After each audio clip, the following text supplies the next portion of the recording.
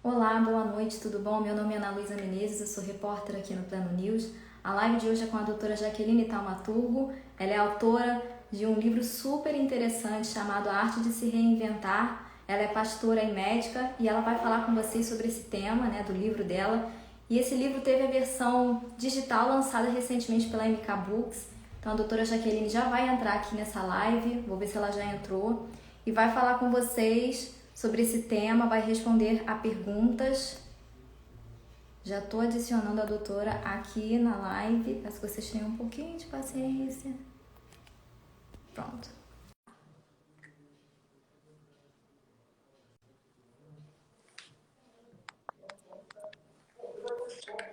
Olá, doutora, tudo bom? Boa noite. Boa noite, tudo bem? Como é que você tá?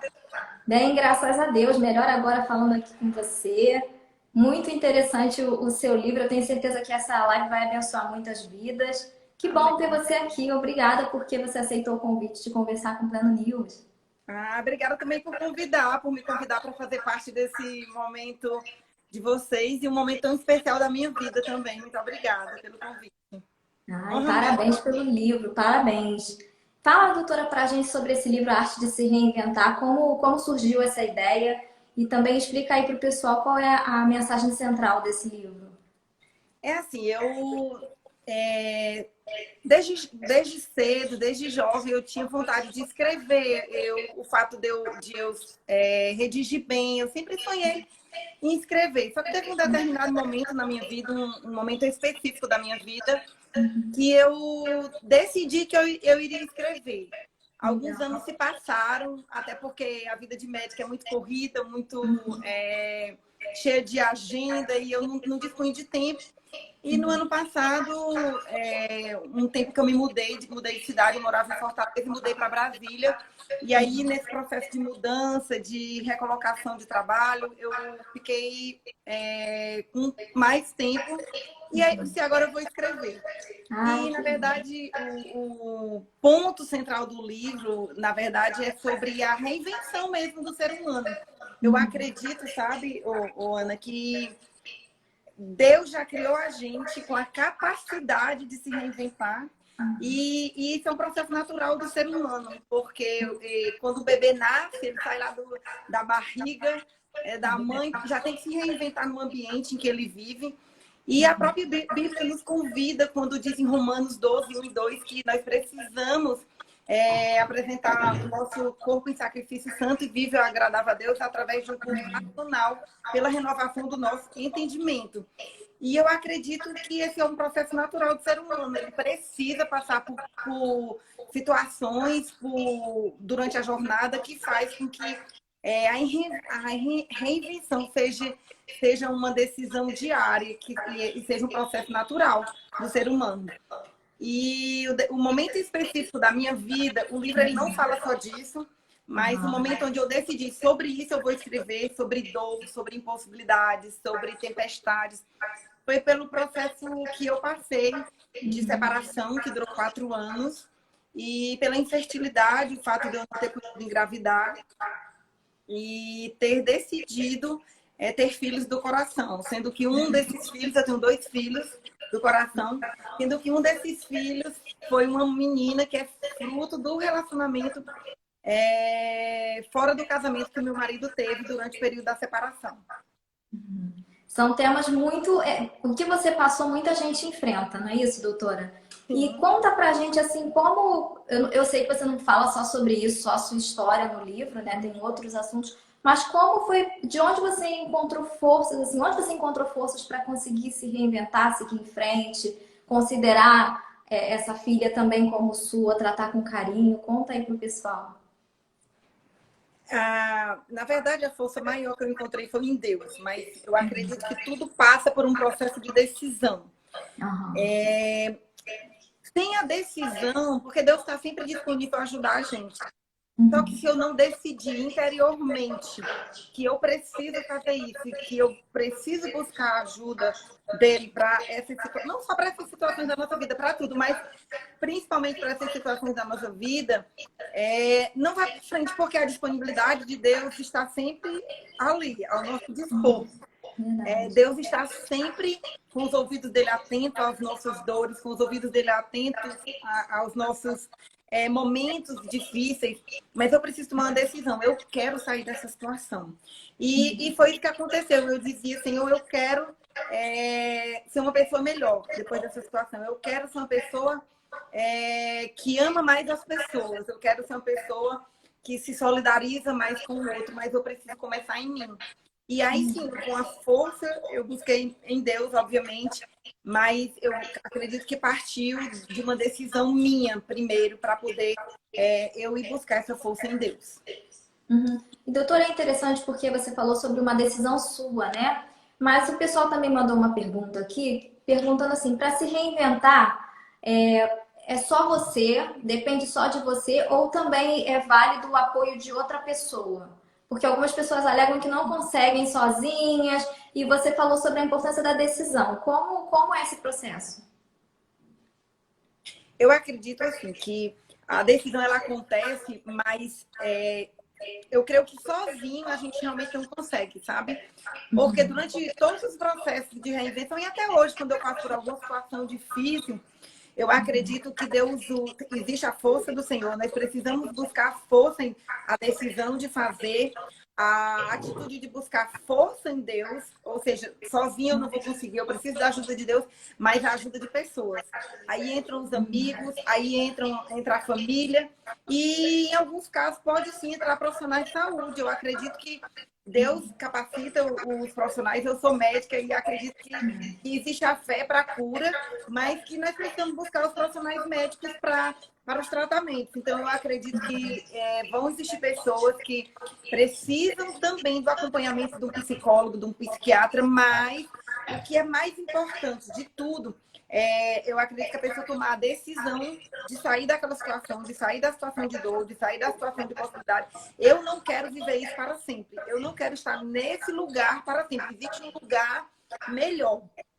E isso eu acredito que não é não ter medo, não é enfrentar momentos da dor e de se sentir desafiado, mas é enfrentar o medo com a certeza de que você tem um lugar melhor, que existe um lugar melhor mais na frente.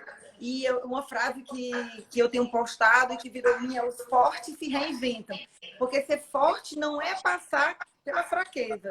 Ser forte não é passar pela dificuldade. Ser forte não é não ter medo. Ser forte é enfrentar o medo com coragem, com a decisão de se reinventar. É ter a convicção de que você precisa sair desse lugar que está te paralisando, que está te causando dor, que está te causando tristeza. E usando, voltando para a sua pergunta inicial, Deus em primeiro lugar, mas as pessoas, sim. Pessoas são importantíssimas no processo. Eu acredito que as pessoas nos ajudam a sair, sim, dessas situações. E como é possível apoiar uma pessoa nessa situação? Você sabe, né? Você já esteve nesse lugar de precisar também de ajuda, de apoio. E então, assim, qual conselho você pode deixar para alguém que está, de repente, acompanhando uma pessoa que está precisando de ajuda e às vezes não tem força? Como oferecer ajuda sem julgar? Como é possível, doutora? Inclusive, eu falo no capítulo da dor, no primeiro capítulo, que é o capítulo de dor, eu falo sobre esse processo. Porque a dor, ela é uma situação individual. Cada pessoa ela interpreta a dor, isso eu posso dizer como médica. Você pega um paciente com a mesma dor, com a mesma patologia, no mesmo estágio, um manifesta de um jeito e outro manifesta de outro. Porque a dor ela é intrínseca do ser, da pessoa. E a gente não consegue mensurar a dor do outro. A gente pode se solidarizar com a dor do outro, mas eu não consigo mensurar. Então, eu acredito que quem vai acompanhar uma pessoa no processo de dor, e eu falo isso no livro, que o processo de dor tem o médico que traz a cura, tem o paciente que precisa de cura, e tem o coadjuvante, que é aquele que está acompanhando o processo do médico e do paciente. Isso na vida prática médica, né? O paciente sempre tem um acompanhante que leva, que traz. E na vida emocional, do mesmo jeito, existe aquele que vai estar ajudando a trazer a dor, Deus, um profissional, um amigo. Existe a pessoa que está sentindo aquela dor, existe os coadjuvantes, as pessoas que estão aprendendo com esse processo e que também estão colaborando de alguma forma. E eu acredito que o primeiro e grande fator para ajudar uma pessoa que está com dor é não julgar e compreender a estação do outro. É saber não minimizar. Ah, isso é muito fácil. Ah, eu já passei por isso. Porque cada pessoa sente a sua dor da sua forma. Então, quando eu me coloco no mesmo nível de compreensão, de dizer assim, poxa, eu me solidarizo com a sua dor e eu não julgo a pessoa, eu ganho a conquista e a confiança daquela pessoa para, com ela, vencer o processo. E eu já falo, isso não é nada. Ah, isso é muito fácil, eu passei coisa pior. Eu coloco a pessoa numa distância que eu não vou conseguir alcançar o coração dela, porque a dor é dela. Só quem tem todas as nuances, todas as características do ser dela, é ela mesma. Então, eu acredito que esse é o fator principal para ajudar uma pessoa. Amém. Verdade, doutora. E conta pra gente, eu estava lendo o seu livro, observando, né, alguns detalhes, a gente não pode dar spoiler aqui, mas eu achei muito interessante quando vocês falaram a importância de a pessoa não ficar enraizada naquilo que está vivendo, porque senão ela acaba cega, né, pelos problemas. E fala sobre a importância de conseguir sair de um ciclo de dor, né, e transformar a vida, acreditando que virão novas experiências de paz, enfim. Mas como sair desse ciclo de dor? Como que uma pessoa consegue assim, sair desse ciclo de dor, doutora? Eu acredito que assim, a primeira fase do processo é reconhecer. Porque reconhecer sua situação. Eu estou vivendo isso, a minha situação de dor é essa. O reconhecimento de que você precisa sair daquela situação, reconhecer o estágio que você está e que você precisa sair daquela situação é um passo importantíssimo. Porque se eu não consigo nem identificar o momento que eu estou vivenciando, eu não vou nem conseguir tomar a decisão de sair. A segunda coisa é decidir, né? Que nós já falamos no começo, é decidir. Eu reconheço que eu estou passando por um divórcio, eu não posso negar, porque o problema é que muitas pessoas, quando estão passando a situação, elas têm aquele luto, e primeiro tem a negação, você nega aquilo. Quando a pessoa perde um ente querido, a primeira coisa que ela diz, ela não acredita que aquilo está acontecendo. Depois vem um luto por aquela situação. E você tomar a decisão de sair, porque o luto você vivencia, mas você não pode vivenciar o luto eternamente. Porque então você vai viver eternamente naquela situação dolorosa. Isso tanto no luto físico, numa morte de uma pessoa, de um ente querido, como na morte dos sonhos da gente, na morte dos nossos projetos. Quando um projeto nosso morre, por exemplo, quando eu enfrentei a situação da separação ou da infertilidade, primeiro você diz assim, eu não estou acreditando que aquilo está acontecendo comigo. Depois você sofre. Você entra no processo do luto, literalmente. Da dor, né? Da morte. Você encara que aquilo acabou. Mas aí você precisa tomar a decisão de que você não vai viver aquele luto eternamente.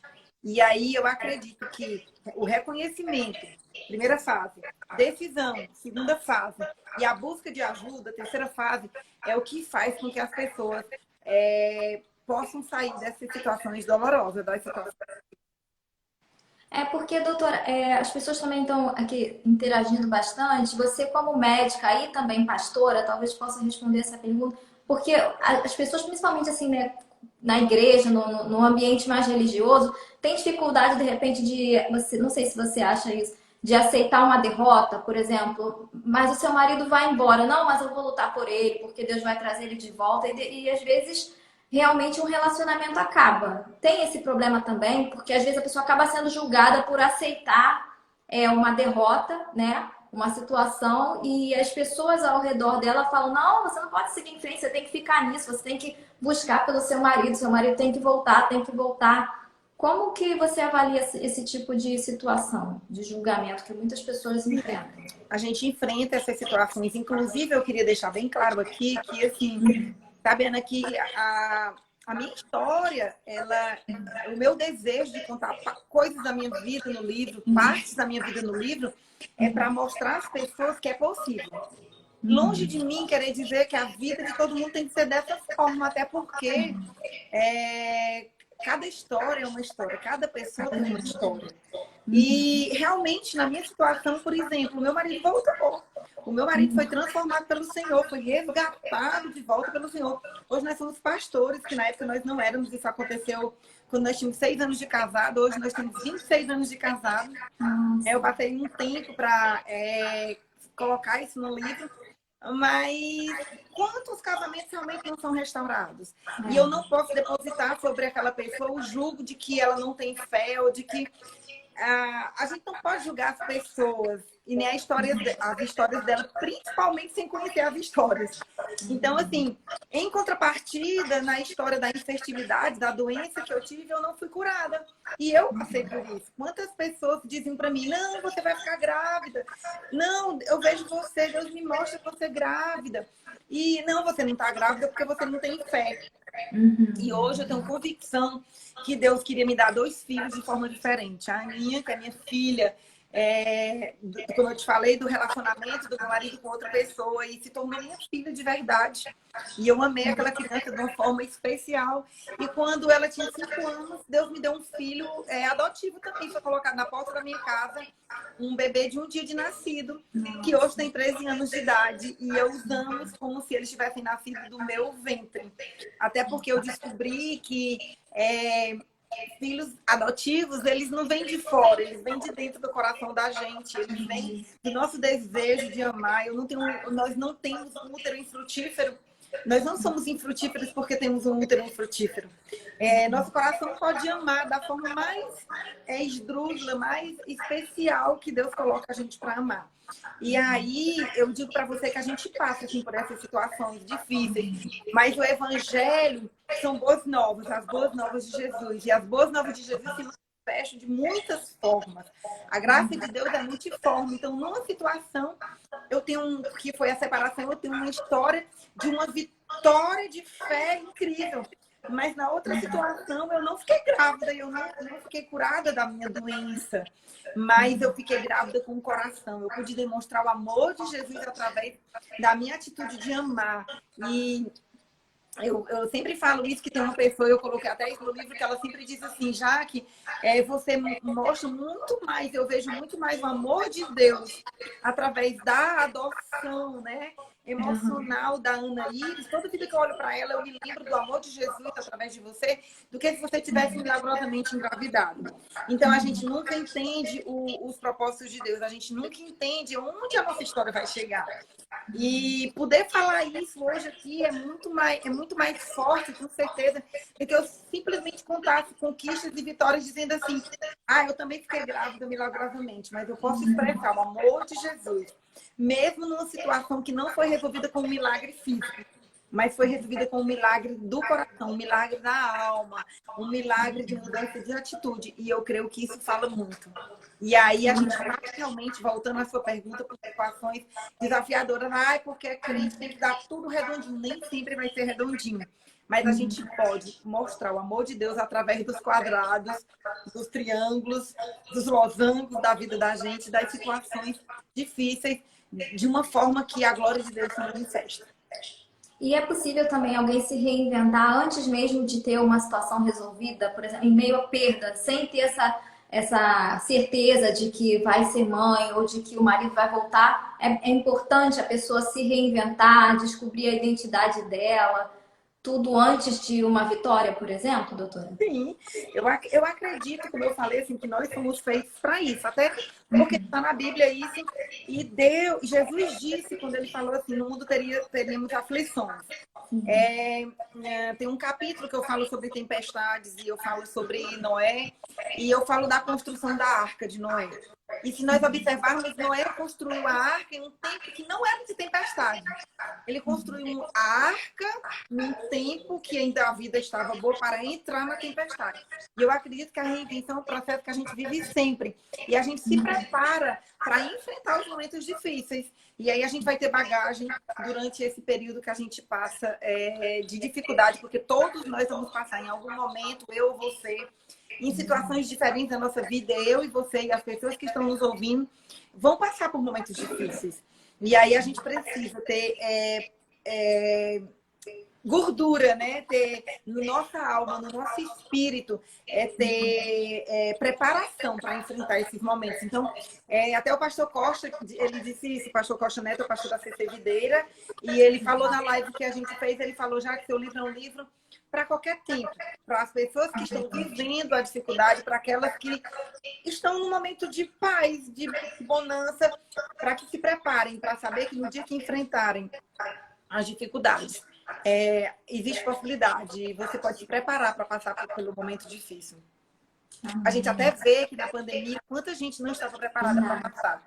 Emocionalmente, financeiramente, no âmbito familiar, quantos casais se separaram, quantas pessoas entraram em depressão, porque realmente não tinha essa bagagem no emocional, no financeiro, no espiritual, para enfrentar um momento difícil como esse que foi o da pandemia. É verdade, doutora. Mas a gente também teve exemplos positivos, né, doutora, de pessoas conseguindo se reinventar, né, em meio a essa pandemia, com o auxílio, né, abrindo negócios. Né? O ser humano, como você falou, tem essa capacidade dada por Deus, né, de se reinventar. Quantas costureiras se reinventaram costurando máscaras, né? Criando máscaras, modelo de máscaras. Sim. Verdade.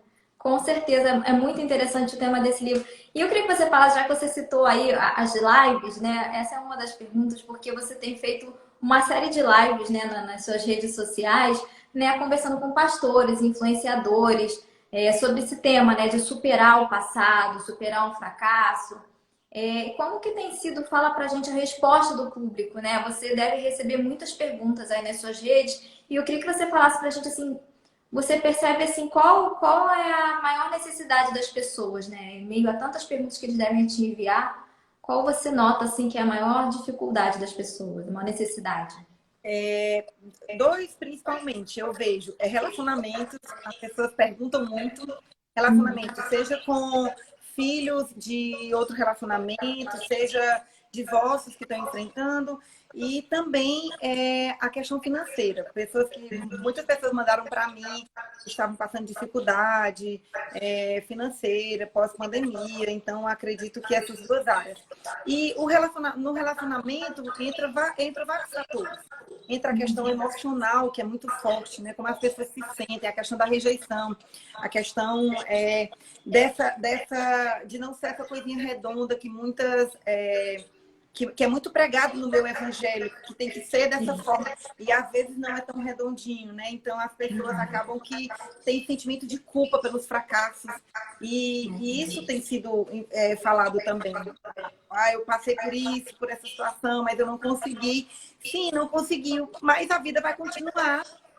Mesmo com o divórcio, a vida vai continuar, e você precisa sair uma pessoa diferente, ter uma nova versão nesse momento, mesmo do fracasso. Você não buscou esse fracasso muitas vezes, mas ele acontece às vezes no meio da jornada. E, como eu falei, a gente às vezes numa área consegue tudo fechar o ciclo direitinho, ficar tudo redondo em outra, já a gente não consegue. Então, eu acredito que sim, que essas duas áreas são as mais importantes. Entendi.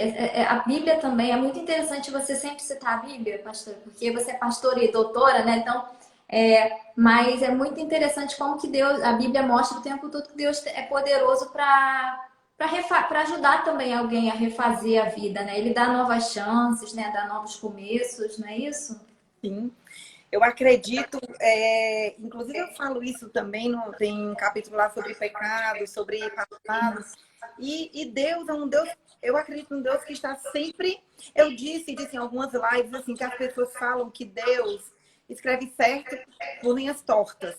Deus escreve certo por linhas certas, mas nós entortamos as linhas, né? Agora, eu acredito que Deus está sempre disposto a desentortar nossas linhas, a nos ajudar a voltar. E eu acho que a graça de Deus é sempre isso. Tem uma coisa que se fala muito na nossa igreja, que é a graça e a verdade.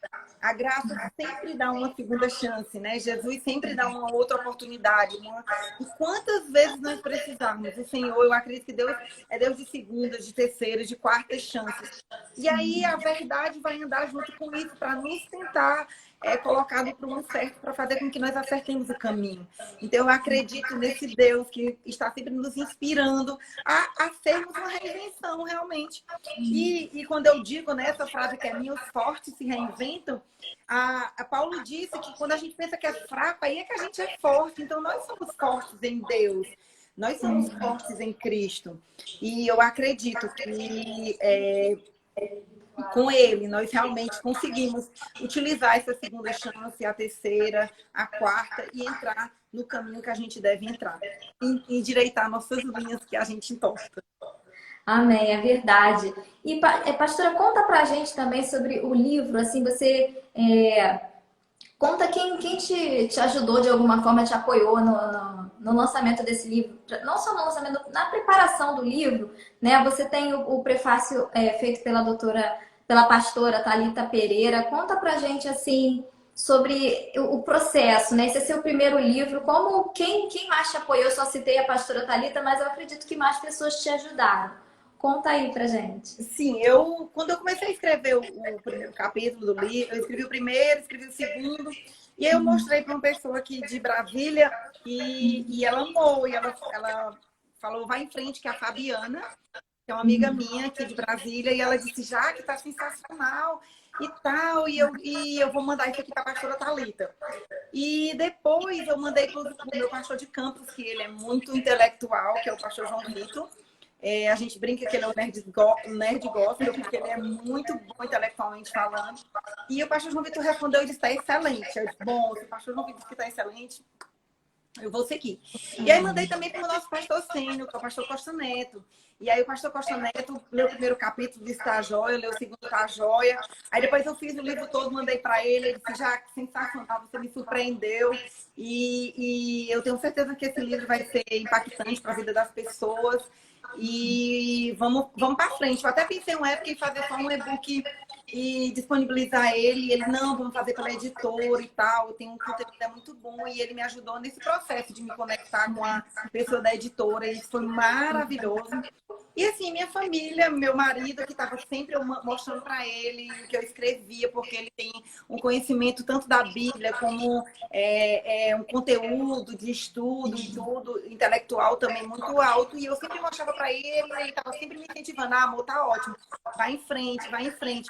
Então, assim, foi um conjunto de pessoas que me ajudaram e eu acredito que foi relevante no processo. Foi muito relevante. Essas pessoas foram importantes. Inclusive a Iris, que é minha filha, ela, bem no início, o primeiro capítulo que eu li, ela disse assim para mim que eu colocasse... Você anote tudo, toda a ideia que você tem, você vai anotando, que é para você montar o livro. Assim, foi a partir desse momento dela que eu comecei a catalogar meus pensamentos, quando Deus falava comigo, o que é que eu iria colocar. E aí depois eu fui juntando. Então foi muito bom o que ela me disse naquele momento. Amém. Muito interessante esse processo de criação. E o livro ficou ótimo. Com certeza ajuda muita gente. E conta pra gente, doutora, assim, você pretende escrever mais livros? Esse foi o seu primeiro, mas você já está aí pensando, de repente, já está com novos temas aí em mente, porque, né, live, de repente, as perguntas das pessoas, de repente, não sei se te deram alguma ideia. Você pretende aí escrever mais algum livro? Sim, eu já tenho, inclusive, 3 projetos guardados, já começando a movimentar. Eu acho que agora, sim, eu gostei dessa vibe de ser escritora, colocar assim, porque é uma coisa que eu gosto de escrever, sempre gostei, e aí eu acho que eu me encontrei muito também. Eu amo o que eu faço, eu amo minha profissão de médica, eu acho que é meu de vida mesmo, e eu gosto muito, amo o que eu faço. Mas eu acredito que como missão de vida, agora juntamente com o ministério, com a igreja, vai ser algo assim muito bom. Por tudo que eu já vivi, pela experiência de vida, eu cresci na igreja, eu tenho bagagem para fazer isso. E as experiências que eu vivenciei. Então, eu tenho realmente projetos, um livro que está na minha cabeça, sobre criação de filhos de outro relacionamento. Como se faz isso realmente. Porque eu falo no livro, mas eu não digo como foi o processo em si, todos os detalhes de como amar vivenciar com filhos de outro relacionamento, e isso é E hoje, nossas famílias, a gente não pode negar, até dentro da igreja, elas são mosaico, não tem, são famílias mosaico, né? Relacionamentos que se fragmentam, as pessoas chegam na igreja já de segundo casamento, ou com filhos, e essas crianças, elas precisam ser amadas, elas estão dentro de uma jornada que elas não pediram, e elas precisam realmente ser amadas. Pelos pais biológicos, pelos pais, não devem ser abandonados pelos pais quando há uma separação, e pelos novos cônjuges. Eu acredito que isso é a vida real, é a vida humana com que a gente... Tudo bem, não é a perfeita, não é a melhor, mas a gente precisa aprender a vivenciar isso. E eu tenho esse projeto, tem outros também já andando sobre a mulher, né? Porque como eu desenvolvo várias facetas, é a pastora, é a escritora, agora é a médica, é a mãe, é a dona de casa, é a mulher que tem que andar arrumada. Então, assim, eu quero escrever um livro sobre isso, sobre os nossos pautos, sobre os pautos da vida da mulher, que vai ser provavelmente o tema do livro, assim, coisa mexida com isso. E eu estou desenvolvendo, porque, assim, realmente sobre nós tem uma cobrança muito grande de que a gente precisa desempenhar esses papéis de uma forma muito excelente, né? A própria sociedade cobra isso da gente. E eu tenho esse desejo, já tenho inclusive os tópicos do livro, já tudo pronto, já comecei a mexer, mas como a gente precisa passar um ano para, quer dizer, coisa para o ano que vem, porque agora a gente tem a vibe do arte de se reinventar, né? Então, mas eu acredito que sim. Ah, que bom, essa notícia é ótima, porque fica aí também a dica, né, doutora, com base no que você falou, e agora quantas histórias você já pode compartilhar, porque não são simplesmente histórias, são testemunhos, né, que você tem agora vivência para falar de vários assuntos. Então, eu acredito que também fica a dica, porque algumas pessoas escreveram aqui falando, né, que estão enfrentando problemas nessa área emocional. E eu acredito que com o seu exemplo, você é mais um exemplo de uma pessoa que conseguiu superar e está podendo ajudar outras pessoas, né? E é interessante isso, Ana, porque a teoria ela pode capacitar até certo ponto. Assim, óbvio que eu sou médica, eu estudei, mas foi o estágio na prática que me ensinou foi quando eu coloquei a mão na massa que me deu experiência. Quando você experimenta, é diferente. Da mesma forma, eu tenho formação em teologia, eu estudei teologia há muitos anos, assim, estudei até nos Estados Unidos, quando eu morei lá.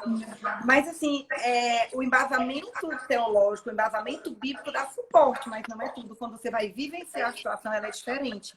E, realmente, quando você experimenta, né, que foi uma das coisas que o meu pastor, ele colocou lá no endosso do livro, ele falou assim, que é muito bom quando um livro, ele o que tem o conteúdo do livro é a personagem, a própria pessoa, o enredo, a vida dela, né? A experiência que ela vivenciou, não é algo teórico, é algo que ela pode, ela fala com autoridade. Foi interessante essa colocação que ele fez no livro, na capa do livro, que foi o pastor Costa Neto, que realmente é uma verdade, né? E é essa a minha expectativa, de que eu possa sempre colocar a vida humana, quem nós somos, as nossas dores, as nossas experiências, os nossos fracassos, porque nós não somos feitos só de sucesso. E aí eu acho que isso traz empatia, porque o outro também está vivenciando situações assim. É verdade, é verdade. Doutora, esse livro é muito interessante. Eu queria aqui pedir para você contar para o pessoal onde que eles podem acessar para ter, para conseguir esse livro, porque o pessoal mostrou interesse aqui, né, por conta de um tema, é um tema muito atual, né? Muitas pessoas, como a gente falou aqui, tiveram que se reinventar esse ano, e não é só pandemia, é vida sentimental, são vários assuntos, né, profissionalmente também. Então, conta aí pra gente onde que elas podem ter acesso a esse livro. Só um parênteses, inclusive, tem um capítulo no livro que fala sobre a morte. Interessante que quando eu comecei a escrever, eu nem imaginava essa história toda da pandemia. Realmente é muito atual. Eu faço uma abordagem da morte, do luto, e é interessante assim, para as pessoas que passaram, que perderam muitos queridos, a abordagem que eu fiz no livro. O livro está disponível em meios digital, né? Em e-book, na própria MK, em todas as plataformas que ela operacionaliza. E ele também está disponível de forma física no site da Editora Vida, www.editoravida.com.br. Se você que está assistindo é de Natal, Fortaleza, Brasília ou Recife, ele também está disponível nas livrarias da CC Videira, que é a minha igreja, que tem em todos esses locais, em todas essas cidades. E também nos livreiros, nas livrarias da cidade, pode procurar, que ele já foi veiculado para várias cidades do Brasil, e você pode encontrar nas livrarias da cidade. Livrarias evangélicas ou não, existem, o livro está sendo disponibilizado. Show! Muito bom, doutora. Eu quero te agradecer. Muito obrigada mesmo, porque você aceitou conversar com a gente sobre esse livro, sobre temas super importantes. Obrigada porque você compartilhou também um pouco do seu testemunho. Eu tenho certeza que essa live abençoou muitas vidas e vai continuar abençoando, porque ela vai ficar salva aqui no Instagram do Plano News, também vai para o Facebook e para o YouTube do Plano News. Muito obrigada, viu, doutora? Tá certo. E eu quero dizer para as pessoas que estão nos assistindo, né, que sempre existe uma possibilidade de se reinventar, que nós já somos fortes, então nós precisamos, nós fomos criados para isso. Qualquer coisa que você esteja passando, busca ajuda em Deus, né? Tome a decisão de mudar, a decisão de perdoar, a decisão de sair desse seu contexto, porque eu tenho certeza que a sua história não termina nisso aí, tem muita coisa pela frente e você pode ser uma pessoa melhor. Então, eu queria bater uma foto com você para poder colocar lá no meu story, tá certo? De que... Pode sim. Pode ser? Vamos bater aqui? Claro. Aê! Aê! Muito obrigada, tá? Também pelo convite. E se alguém quiser falar comigo no direct, pode falar que eu respondo. Se quiser fazer alguma pergunta, se quiser compartilhar alguma experiência, eu sempre estou respondendo as perguntas, tá bom? Tá ótimo. Conta aí pro pessoal como é que eles te acham no Instagram. Qual é o seu endereço aqui? Ah, deixa eu digitar aqui, né? Então, para poder... Pode digitar, se quiser. Aí a gente lê pro pessoal ficar sabendo. Colocar o arroba antes e o nome da doutora, com certeza. Jaqueline TMG. Pronto. Jaqueline é o Jaque, né? Com C e depois G. Jaqueline TMG, porque é a sigla do Taumaturgo. A minha família toda usa TMG como uma abreviação da nossa família. Tá certo, tá ótimo, doutora. Muito obrigada, de verdade. Essa live foi super produtiva, foi um assunto muito atual. Eu tenho certeza que o pessoal foi abençoado nessa noite. Muito obrigada e até a próxima. Tá bom. Beijo, bye bye. Beijo, boa noite. Tchau, tchau.